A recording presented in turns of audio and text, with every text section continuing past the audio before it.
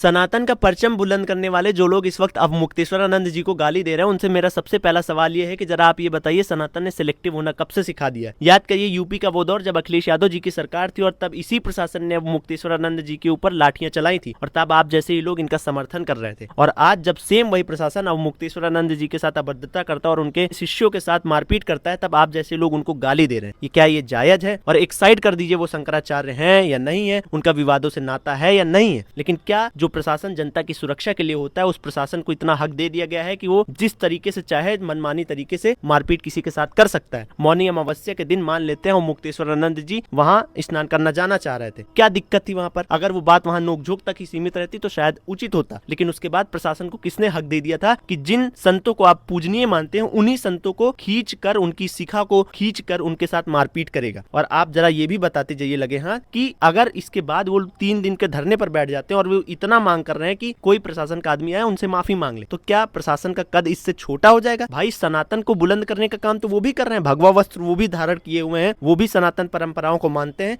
वो गलत क्या कर रहे हैं? और इसके बाद इसी नैरेटिव के चलते इस पूरे मुद्दे में सियासत की एंट्री हो गई। अखिलेश यादव जी कॉल करके अब मुक्तेश्वरानंद जी से बात करते हैं, और अखिलेश यादव जी कोई दूध के धुले नहीं है। ये मत भूलिए कि इनकी सरकार में भी इन्हीं मुक्तेश्वरानंद जी के ऊपर लाठियां चली थी, और जब यहाँ पर अब अखिलेश यादव जी को फायदा दिखा तो अपनी सियासत साधने पहुंच चुके हैं। अब इसके बाद क्या होगा? राहुल गांधी जी की भी एंट्री हो सकती है। क्यों? क्योंकि यूपी में 27 का चुनाव है, और इसी के कारण जिस यूपी के चुनाव में शिक्षा, रोजगार और आम जनमानस की बात होनी चाहिए, उस यूपी चुनाव में ये मुद्दा होगा कि सनातन का सगा कौन है। और इस सब के पीछे कारण वही लोग हैं जो अपने आप को सनातनी बताते हैं, और वही लोग दो राह पर खड़े हुए हैं। आप सिंपल सा इस चीज का जवाब देकर जाइएगा कि जो प्रशासन अब मुक्तेश्वरानंद जी को 2013 में अखिलेश यादव की सरकार में लाठियों से मारता है, आज वही प्रशासन अब मुक्तेश्वरानंद जी के साथ अभद्रता करता है, तो तब उनका समर्थन क्यों किया गया और आज इनको गालियां क्यों जा रही? विवाद, शंकराचार्य, ये सारी चीजें एक साइड करके जवाब दीजिएगा, सोच कर दीजिएगा। क्या ये बांटने का तरीका नहीं है हमारे समाज को? और क्या जो सनातन परंपराओं को मानते हैं, जो सनातन हमारे संत महात्मा गुरुओं का सम्मान करना सिखाता है, वो ही सनातन को मानने वाले लोग एक पूजनीय संत के साथ मारपीट करेंगे तो ये सही है?